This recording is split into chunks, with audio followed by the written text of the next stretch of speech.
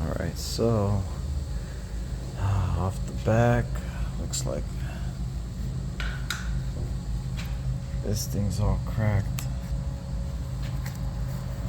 I don't know if you can see that. That's all cracked and loose. Should be attached there in the back. As you can see, that's the upper arm right here. CV axle is completely blown out and torn.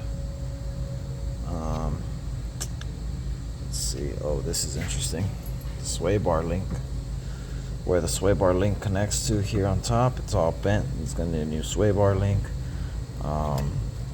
Looks like these wires ain't too damaged, surprisingly, but we'll check them out, make sure we don't have no warning lights inside.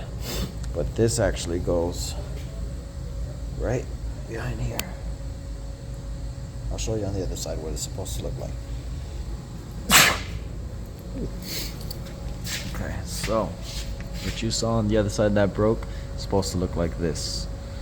Sway bar goes straight up to the actual sway bar, or the sway bar link goes straight up to the sway bar, grabs up there on top. This is a dual exhaust thing. You can see the skid plates all scratched up back here.